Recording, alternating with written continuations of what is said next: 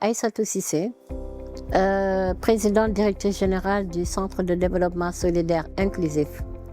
Le centre, c'est un outil de renforcement, d'apprentissage et aussi de conseil pour toute personne et notamment pour les personnes en situation de handicap.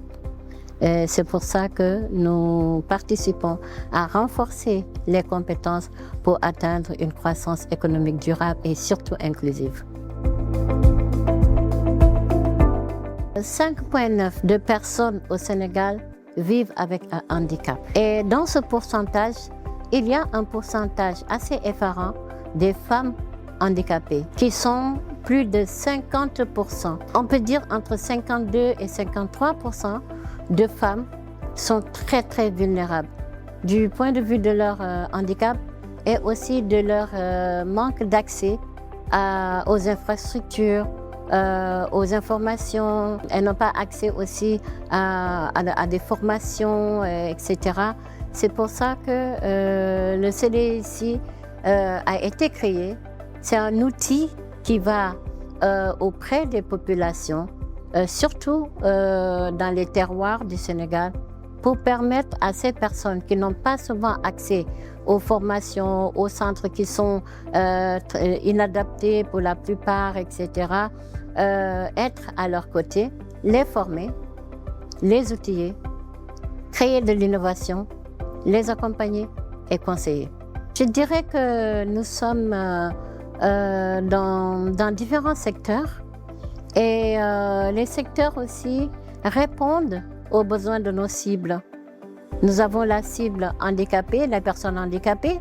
Nous avons la cible des parents d'enfants déficients intellectuels qui souvent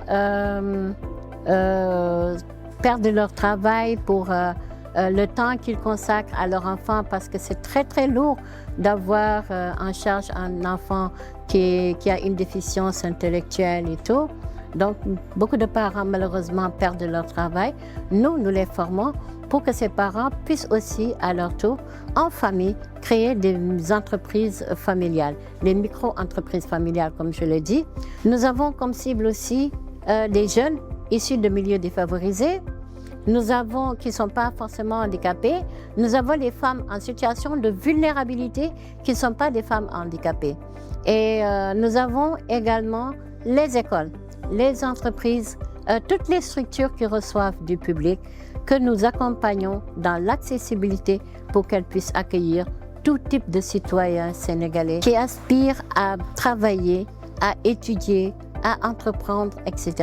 Donc, nous accompagnons les structures à se mettre aux normes, à se réadapter, à se reconstruire pour pouvoir accueillir tout le monde. Le CDIC est en ce moment, à ce jour, le seul centre inclusif qui a cette particularité d'avoir les modules pour accompagner les personnes en situation de handicap et d'accompagner les entreprises à recevoir des personnes en situation de handicap, que ce soit les entreprises, les écoles, etc. Donc, nous sommes vraiment la structure inclusive dans l'écosystème entrepreneurial. Bien qu'il y ait des structures qui forment des personnes handicapées, mais dans l'inclusion, vraiment, nous sommes, à ce jour, les seuls. Ce que je peux vraiment conseiller aux entrepreneurs en situation de handicap, c'est de s'ouvrir aux autres. Souvent, on a tendance à voir que ces personnes ne veulent collaborer qu'avec des personnes handicapées. Ça, c'est pas l'inclusion.